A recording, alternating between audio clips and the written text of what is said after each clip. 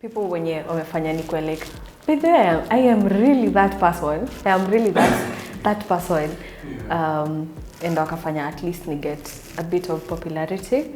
Is a time I went viral on TikTok. I wouldn't say viral. Since you don't know, it didn't go viral. But maybe probably kukufikia. But I did go a bit viral. Let me say a bit viral. Kidogo tu. Ni time I did a cover of Nviri, Niko Sawa. I did my own version of that song. And it got recognition from Nviri, it got recognition from Bien, it got recognition from Ben Soul. People like Wabosha Maxine were posting, Akina Poi Wamboi, and I was like, what is happening? I got posted on their social media and people were coming like to me and I was like, damn, I really did that thing. And it's not the first time Ben Soul was recognizing my talent. So he did previously kitambo, like alikuwa anakuja na comment on my posts on like mostly on the writing that I do. And since I respect him so much and love him so much as a songwriter, if he feels that this is that good, then it really is that good, because self-confidence pia haikuwa imefika ile point ya like I am sure this is what I wanted to do. Nilikuwa like, yes, I know music ndo nataka kufanya, but niko na journalism yangu on the side. So ni balance ndo niko na kitu to fall on. But since nilikuwa napata utoto, hizo small moments, they actually do mean a lot. Like to them, it's just commenting, but to me it was more than just you taking your time and looking at my art and feeling that it has an impact, and it really made my day. Oh, someone else. Not in Kenya, but Harmonize. Harmonize also did make me feel like Nico. Actually, I think alinipea the most stability for a while. When I did the Atarudi cover, and then he posted it on his social media. So there's that too. Niko na hadi nini Tanzania. My friends too. Let me shout out my friends. There's Lee, my very loving guitarist. There's Anash. There's Maggie. Like, there's really so much people in my life when you wamefanya nikwe na fall in love with music every single day. Na get to learn a lot and go to different places, meet people, meet you. Yeah, so I'm really thankful and I'm really grateful for them being in my life, because wamenionyesha like hata wao ni wase wanoma sana.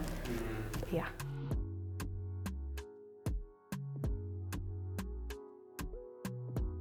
Kuna watu wajanilipa. Kuna watu wajanilipa. Wewe mlipe artist. Mimi directly. Lipeni artist. From promoters to corporates to my NGOs, like every single person. If una work na artist, acha kutumia talent yao ni kama like it's just a normal thing. Kama it's a normal thing, you could have done it yourself. Please. Maybe the first thing, something I learned, always ask for 50%. No, I could take very serious, because this is a business like any other business. I'm planning to make money just like you are planning to make money from it. I am not here to waste my time. Si ati niko very idle, ati hakuna kitu ingine naweza fanya. This is my skill. You know, artists work on their skill. Like, I have the talent, but that's not enough. I have to go and do my research. I have to go and learn new chords on the guitar. On top of my guitar, I'm learning piano. On top of my piano, ni learn production. Ndo nikuje nikuimpress alafu nitoke hapo ati unanipea refreshments. Please, an artist, please learn to sign contract. Like, read through your contract, soma, then ndio usign. Afadhali ukuja na lawyer. Mimi niko na best yangu lawyer, namwambia hebu kama nikonfirmia kama wameniambia ati hapa niko nini wananilipa sijui how many vile nimewakia hadi staff yangu. Like, learn to pay your artist. Even me, when I'm calling people for my gigs, I make sure pesa ya artist iko kando. Like,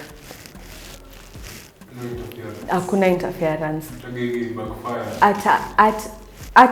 I'd rather go on a loss. Actually, I have story ingine, but I'd rather niende loss, but nisiache mtu atoke hapo kama sijampatia what belongs to them. Mlipe artist. Unaona hiyo audacity MCK ama nini wako nayo ya kutumia. Kama ni Kitakiring anapata 1000 bob, hata hakuna pesa ya kutoa. Ni 1000 bob. Wewe ndapata hapana hapana, we need to change. As Kenyans we need to change.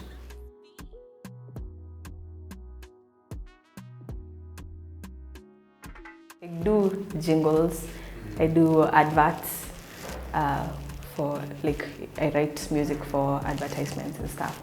Lifestyle yenye nataka na music sai.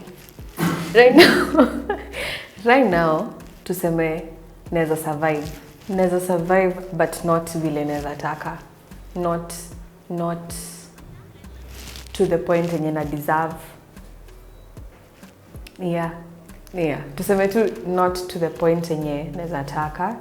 Ni ile yenye like I have to work twice as hard and I have to make my connections twice as hard. I have to risk kila time. Maybe pesa yenye naweza sema ati ndio inaenda kwa savings, nasema hapana, pesa ndio inaenda kwa studio. Like I have to keep reinvesting ndio ifike to some point where enye naweza sema I'm actually doing good, naweza relax. Niseme ati 1 year ndo nawakia album hizi zingine streamiwa. Yeah, so it's just a matter of reinvesting until I get there. But there's hope. Yeah.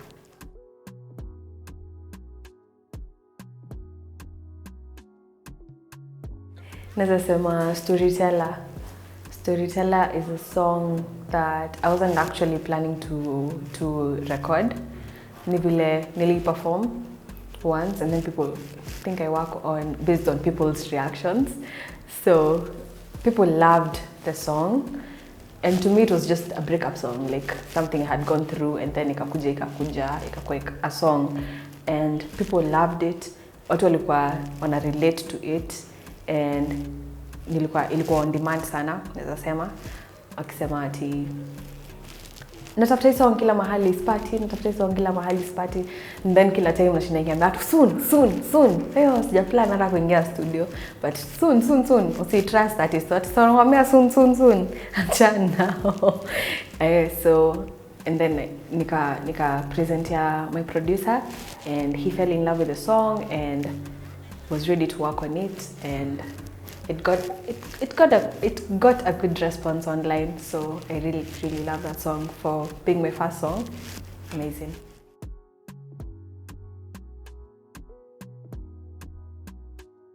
People who survive on performing alone, like doing live bands peke yake and not planning to record any of the music.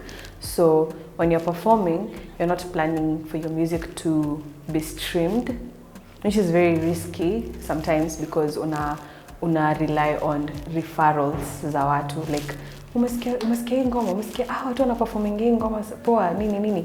Even when you're having your own original songs, because you're not recording, watu watakuja kuisikia for the first time, hata watu wata resonate nayo sana, like unless nimewasikia before and unless nawafuatanga in every other place you perform, sitaijua and sita feel ni kama niko na connection to it. Now for the recording aspect, this is I really like referring this to as a gift to the audience. Like ukiwa peke yako umechill, unaweza kumbuka Hildah kuna hii ngoma yenye na feel, even though na feel nataka kusikiza hii song. So that's a gift to the audience and for you an advantage because inakuongezea a streaming or a view or something like that. And it's not just for your local people, it could go to the length of, I want to say, the universe, and anyone with a digital can listen to you and inakuwa even an advantage for you. I know a lot of people who do performing but they don't have the intention ya kwenda studio and kurecord hizi ngoma, But for you to be a great artist, like a good artist, you have to have the recording aspect, the performing aspect, and also the business aspect if you're planning to do the music full time. Because siwezi rely on recordings peke yake and then watu wanataka kufeel hata kama it's my gift to the audience, they still want to see me performing live. One, how different can she do this song, how skilled are they, because recording inaweza kudanganya. Naweza kwa nimetumia autotune zote, nime mix everything, nime add up, nimekuja nikaleta watu wa BGVs, hata sauti maybe si zangu but mimi ndo na play the character of kuimba. But performing inafanya nikuwe na direct engagement na my audience, which ina increase even more love for you from them, and wanaenda wakikumbuka hii song inaweza imbwa hivi or inaweza imbwa hivi, and your direct engagement. So yeah, I think you should have all three, like because nimesema like you can be very very talented, but if haujui kuengage na crowd kwa performance, your career is not going anywhere, because lazima wakupende. Probably umeambiwa hii mbwana ni ya kudance, watu wengine kama sisi hatuwezi dance, so unaenda hapo unahema, watu wanaenda hapo kusema hata hana talent, kumbe hata recording ni autotune sijui nini. You see, like such things. So you have to have like a full package, ndio ukwe. The people who do hiyo peke yake, but they're still good, but ndio ukwe a great, like aim further, lazima ukwe like a full package. Let me just say that each ikona challenge yake. For example, in recording, kuna voices unaambiwa huwezi fanya kwa recording, but uzuri yake like kuna hiyo refine of the voice, una sound so sweet and so soothing. Kwa performance you can't do that, but sahi kuna some devices unaweza fanya, like kuna microphones, the auto-tune and stuff. Your direct engagement na artist, you get to know people na kwenye wame come from and kenye ilifanya wa relate to your music. You have to practice and put in a lot of time ndio uweze kuwa good vocally in front of an audience. And stage fright, kuna kitu inaitwa stage fright. Yes, if you don't have the confidence to be on stage and be able to talk to people and perform, then it's gonna be a big challenge. But I think that's it. Ukizi balance, very very good.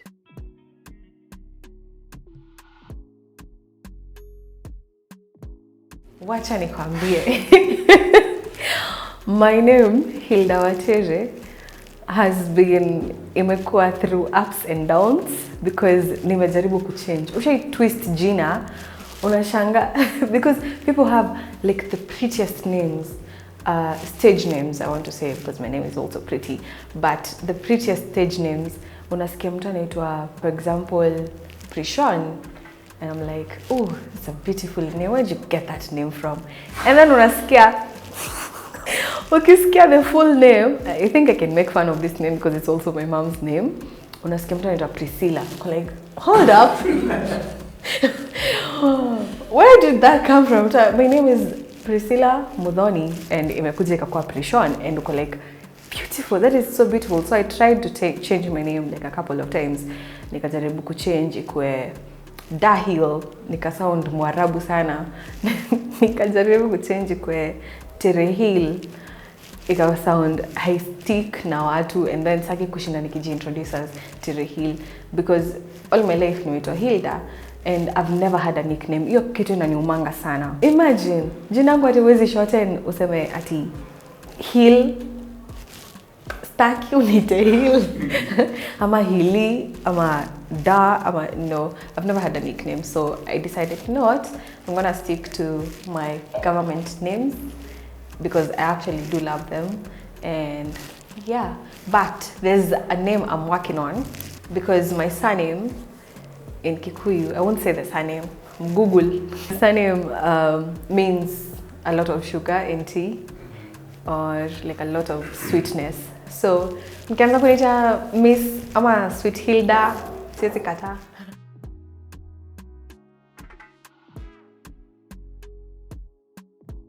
First of all, I want to thank God. I want to thank me for being me. Yeah. But I want to shout out kwa support system zangu ni, first of all, my family. Imekuwa very, very supportive in my music. You don't, maybe, nakuanga very, very grateful kupata a family that wako willing to support a career that see white collar job, like hawako ni force into school ati kuniambia ati fanya career because music ni nini. People find it hard very huku nje, like mapero wote wako supportive na music. So I'm very, very grateful that my parents are actually supportive. And I want to thank, so when I say my family, I mean my mom, my dad, two of my best cousins. Like I say, they live very, very far from me, but every single time hakuna wiki inaishanga kama sijapata call, music mpya nini, and I'm really, really grateful for them.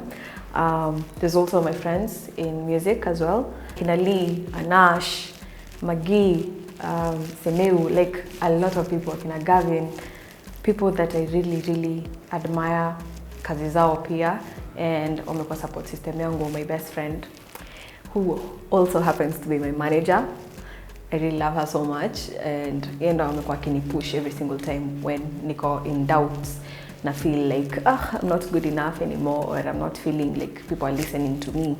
She's there, anajua songs zangu from nianze kuandika to ikuwe finished product, anajua journey yote na ata memorize every single version ya hiyo song ataijua, and I really love her for that. And every supporting person mwenye subscribe to my channel or stream music yangu, or like even that one single listen, it really, really does mean a lot. And that one comment ya kusema like keep on pushing and keep on, like, and for you to create here such a platform where we can express ourselves and tell our stories, really, really amazing, and inafanya mtu akwe encouraged to.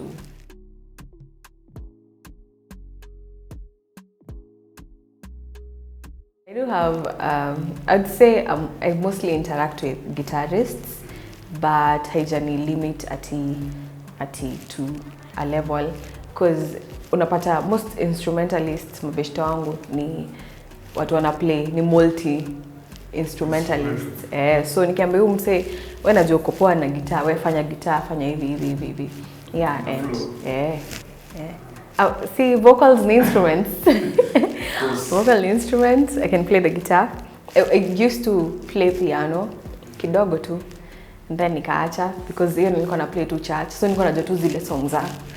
So it's very easy kukuwa na guitar, like unaweza travel nayo all the time. And keys on the other hand, I still not much experience in it, but keys with it travel nayo kila time. So it's very hard ati kama ni kupractice kwa hao. Kwa band unaenda kutafuta, si band zote huja na mapiano, like especially hizi live gigs acoustic inakuwa tu ati nika guitar, niwe na guitar yako. So I feel like for me guitar is easier. A piano is very easy to learn. For guitar you have to keep practicing, and then for piano unaweza andika chords, vile unaweza ziandika kwa uzikram. But kwa guitar una find out kuna mtu anashika sijui inaitwa sijui ni G major 7 ama ni anashika sijui kitu kingine hapo na hash.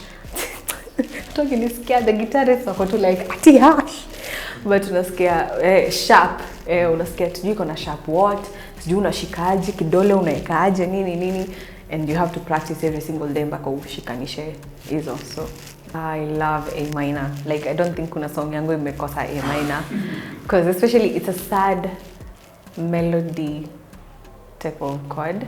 So I really do love using it. Inakupeanga hiyo dynamic sana kwa music, and also ni touch yangu sasa. Actually my first guitar lessons nili learn from my dad. So he plays the piano, he plays the lead, he plays the bass, and the guitar ilikuwa mostly yake. So he used to have a guitar in the house, and akanifunza my first chords, and I think actually hizo chords ndo natumianga hadi sahi ndio ziko kwa kichwa yangu, so I really thank God and him for that. Akanifunza hizo maji nini ndio ingine nikaenda kumalizia shuleni. Nakumbuka nilikuwa na shine ya watu. Mimi na kushine ya watu. Let me tell you.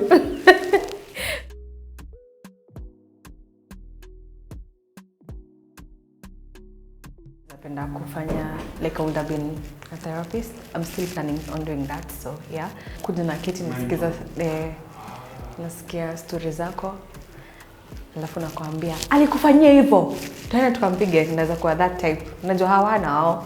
Wao wengine wanakuanga tu kukupea advice na kukwambia no, you should do this, do that. No, mimi nakwambia alikufanyia, no, let's go. No, I'm not a violent person though. I'd also love to do, I would have loved to do law. Nikuwe lawyer. Rather than kufanya art, napenda ku-act because inanipea the chance ya kukua all those things. Like I can be a doctor in the acting, I can be a lawyer without all the work. I can be all that without putting in the work and watu wameput out and the years of study and the mathematics and everything. So yeah, it's still a learning process. I'm still in my research process as well. Nataka ku learn a few things before I get deep into it, but nimefanya a few auditions and so far imekuwa like positive remarks, and niko positive na hopeful that itani lead somewhere as well. Oscar award winning, Grammy award winning, imagine all those titles.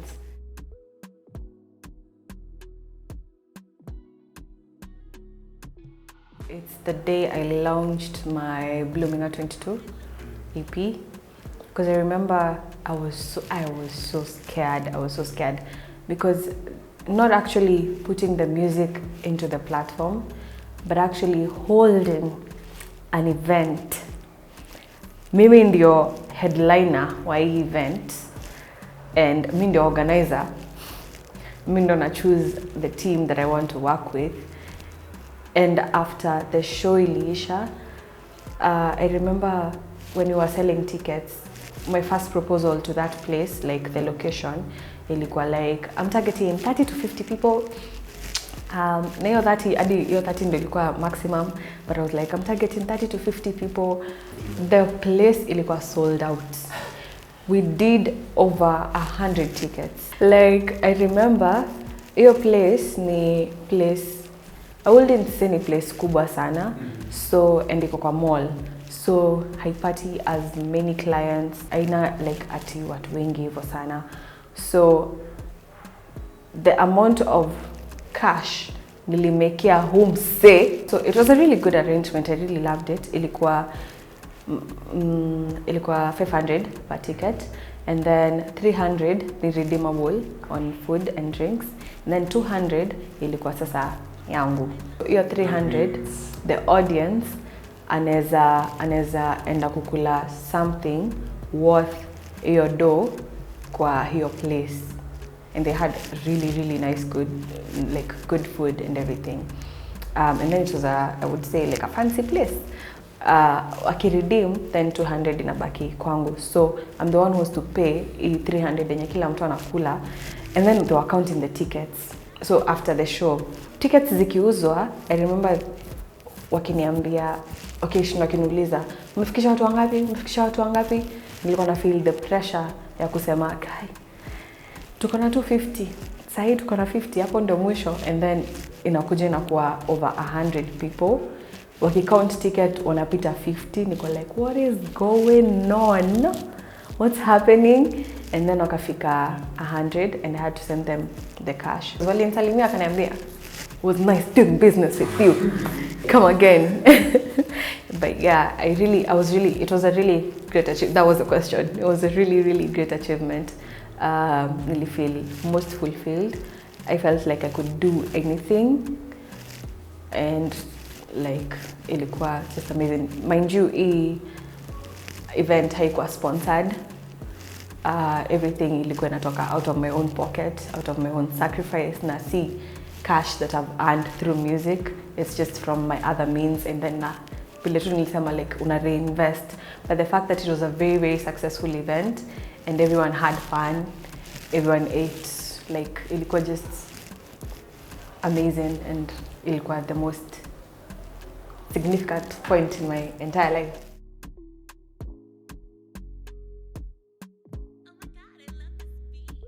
I love performing in front of a crowd. I love engaging a crowd, and I love nikipeana story like hii song ilitoka, hii song niliandika because people love to hear that. Naweza sema chani siseme ina number, but naweza sema when I go out there I make sure I give my best. So if my best kwa audience yendo anarate anasema kama ni 10, kama ni 9, na mo pull up your socks and hey, next time try this, next time try that. But I do love being on stage and giving my all. I'd say that's a win for me. So that's a 10. Like I wasn't open to like live gigs and stuff, so nilikuwa scared kidogo, but this year I'm trying my best. I'm trying to push myself to the limit. Ni perform in all the spaces that I can. Naweza sema backyard sessions, mali tuli meet. Naweza sema nimeperform Kike, nimeperform not the recent, but nimeperform a number of times your Move Cafe and Bistro. Unfortunately, imagine I didn't get the memo ati watu wana audition. It was sad. Mimi, my friends, I've cut you off. Kama uko kwa Jaju. No, but kama ulikuwa kwa hiyo taska next stars wanaitwa next stars, yeah. Na cut off juu kunitumia. Ningewarutia even more. But those are the few spaces. And I'd love to do many more and many zinajulikana even more and more and more. I'm open to every gig, performance, place, yeah.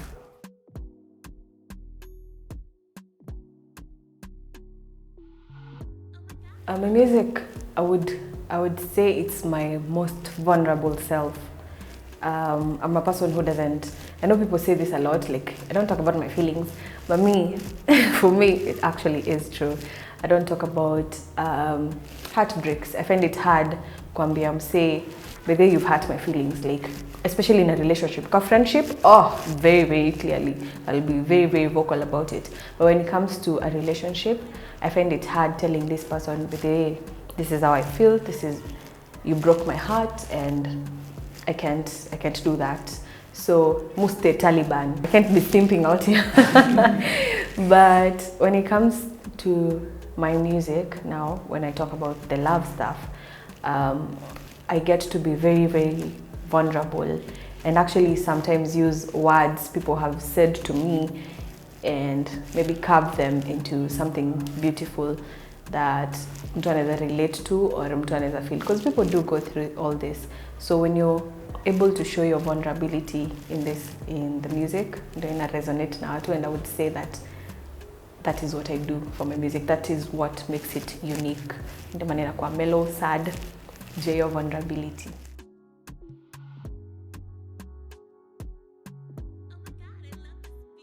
Who is able to add or subtract or add value to your music is very very important, and I'm so lucky to have worked with a few who have done that.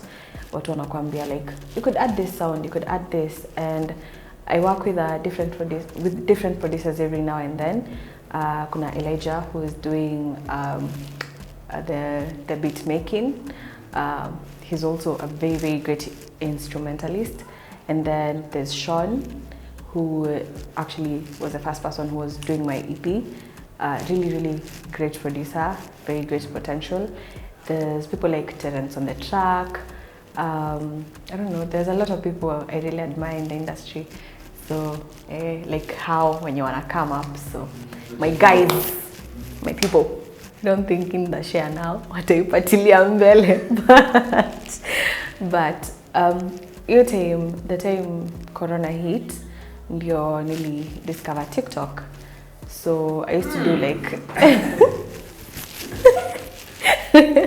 but I never used to dance. Na mtafuta videos zangu nikidance. I'm gonna try every side kufanya, because TikTok ilikuwa very very easy for you to be noted. That was not the intention, but ilikuwa an easier platform kujimarket. So I used to do videos on TikTok, like weekly music, and ilikuwa zinapata a few views here and there, a few shares here and there. So, actually, ilikuwa inani keep company the whole time.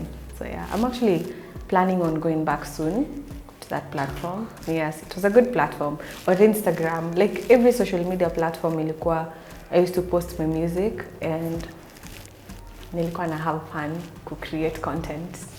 It's the reaching out, like interacting hapo kwanza kuongelesha msee, or hizo small talks especially. I'm not against them. Ni vile sasa sijuange kurespond to them, but I appreciate them. So the social media part for me is posting, ifikia kwenye itafikia, and then disappear.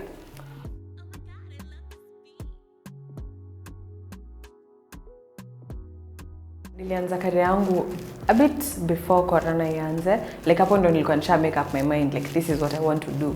And then corona ika decide, you know what, I know this is what you want to do, but this is what I want to do to the universe. So nitupeane tu space, but mimi yangu ilikuwa flow ya kupata kila mtu. So nilipata hizo mtoto flute, mtoto tunyetupa nazunguka hizo nime experience vibaya sana, but si corona. Thank God. Also, I'm vaccinated. Praise Jesus. The art here, to respect someone's space, took that tulikuwa na take hiyo kitu for granted sana. In the hygiene form, like unaweza pata tuna share the most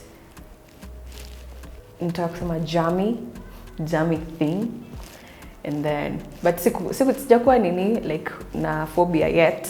But kuna hiyo respect ya personal space. And then something I learned financially, savings. Because you never know. Leo unaweza kuwa una thrive, una karibu sponsor watu trips to Maldives and stuff. And then the next time unajipata uko in the worst situation financially. So savings can really, really help. And as a creative especially, it's very hard for us to save because I want to say like income yako is guaranteed. So savings can really, really come through for a creative, and I really, really appreciated the art of saving. Siko na save, but nilikuja ku learn lesson the hard way. Yeah.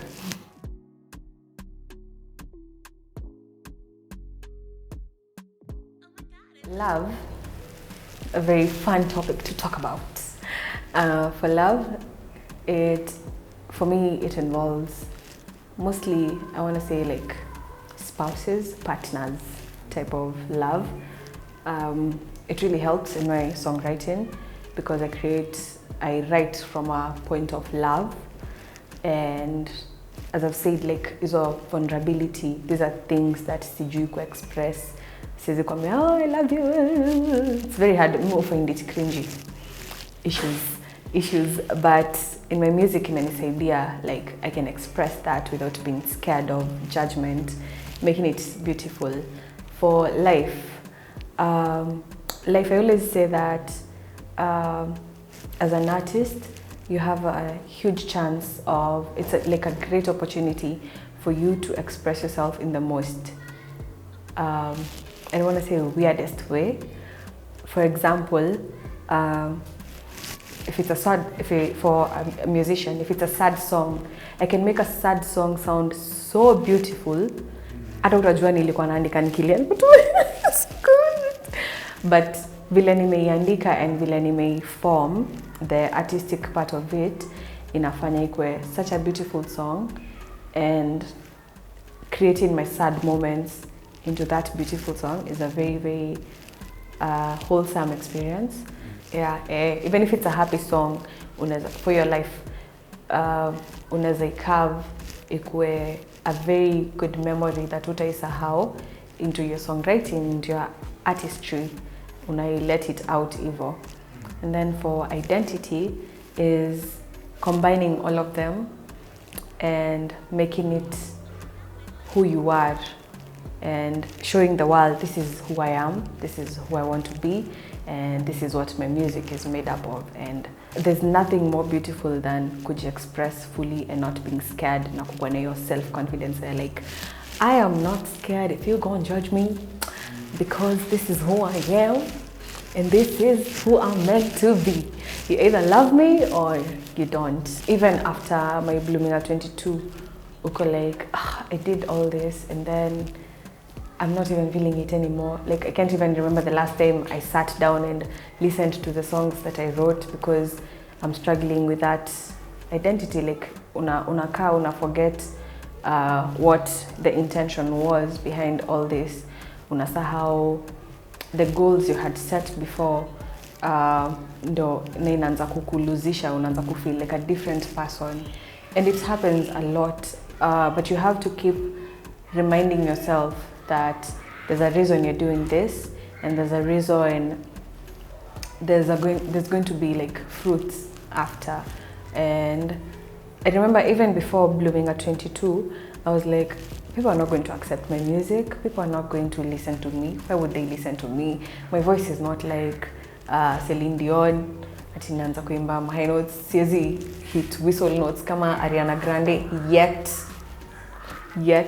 but it's something you have to keep pushing through, because it happens. Kwanza nini, imposter syndrome, it happens a lot, but you have to keep reminding yourself and push more and more, and not forgetting where you came from.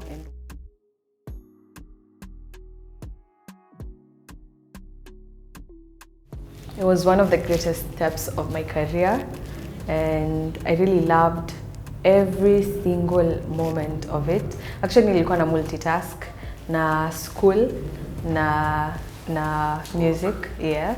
And I remember shule nilikuwa naenda mchana, usiku nalala studio. Tunalala studio na my producers, shout out to akina Elijah for sacrificing their time and staying there with me kila time just to record this music, kumake hizo beats. I remember the writing process. The EP ilikuwa already written before I presentiwe kwa studio, so ni just choosing a number of them. We used to have a lot of meetings about, because mimi I'm a very indecisive person, so tulikuwa tuna choose, and then nasema hapana hii yako, and then watu wanasema hapana, no, toa hii, eka hii, toa hii, eka hii. So yeah, it was a very ilikuwa trust the process literally, kwa sababu I can also be very impatient in music. Ile yenye unaharakisha producer cause uko ready hii project ikwe out, but ako like, I still have to do something on it, I still have to do something on it. But I really loved like every single moment of it. Iko encrypted in my mind, and I remember every support system I had, like my best friend kunicall studio sessions every single time, kujua kama niko poa. Tukiwa njaa huko, msee anasema leo ni mwamuani wa buy lunch nini ulikuwa watu nguvu sana. And then the writing process, I remember I was going through mostly hizo breakup issues, and since sijui kuzichannel any other way, nikaamua let me do this through music. Mind you, the breakup ilikuwa like kitambo sana, and it's from different people. So kujaribu kujieka in that situation again and express more, like tena vile ulikuwa na feel your time, ilikuwa such a beautiful process, because nili get to engage with my vulnerable side, and your side, yani get in touch with my feelings. Ilikuwa so beautiful, at the same time very painful, but the fact that I decided to let it out in that form ndio ilinipea like complete healing, and stays always on moments. The title blooming at 22 ilitoka from my growth. Like, I want to talk about sasa your growth, your healing process actually. Like kuonesha what I was going through in love. I want to specify in love, through your moment, like meeting my crush, having the song called Crush. Hisia, having to let go of someone that you really, really loved and someone you thought you'd spend the rest of your life with. Simping, and then so ni hizo growing pains ndio nika name my EP Blooming at 22. Now you can find it in all the streaming platforms, from Spotify to Apple Music to I think ni Amazon, I think ni hizo Deezer, YouTube as well. Everyone who supports me and supports my music, I really, really, really, from the bottom of my heart, I really, really love you, and thank you so much for sticking kwa hii journey na mimi. I hope tutaendelea pamoja mpaka ile siku nienda shinda Grammy. Nasema this one is for my people from Kitam. So yeah, thank you. Team Hilda. I know. Team Hilda.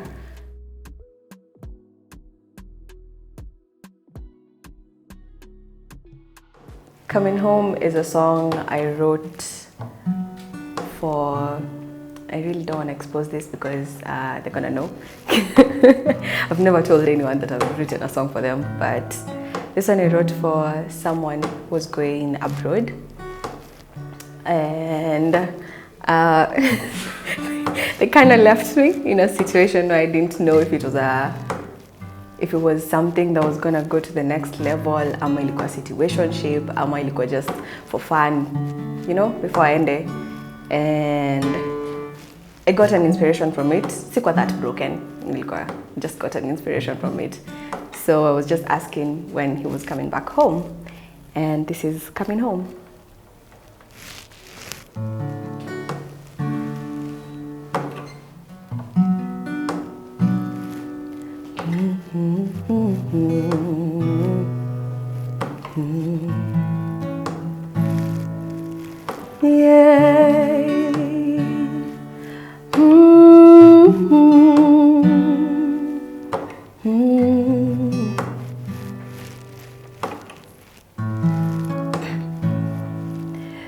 I've been thinking, I've been staring at your pictures for a while now. The clock is ticking. I've been wondering whether I should call you or not. My heart is beating. I can't believe that I let you go. I kinda miss you. Mikononi mwangu, where you call it safe at home. Nimekuwa nikingoja 100 minutes, 1,000 hours of hope for you to come back home. Nimekuwa nikingoja 100 minutes, 1,000 hours of hope. Please come back home. I've been praying, I've been on my knees on a daily, wishing you were here. Penzi wajuli, I'm solo dancing to a song on the radio alone. Doesn't feel right when you're not here anymore.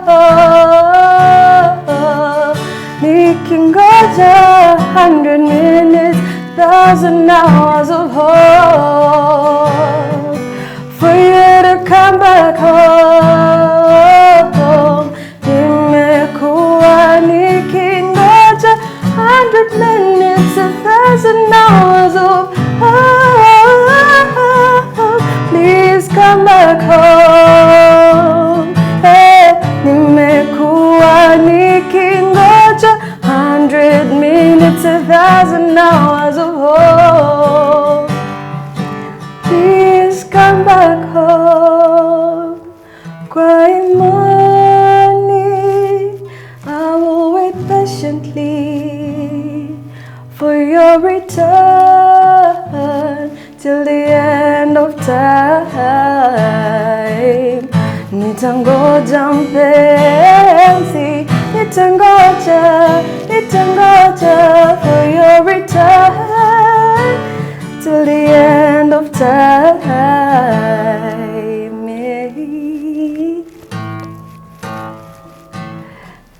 Nimekuwa nikingoja 100 minutes, 1,000 hours of hope. Please come back home. Yeah.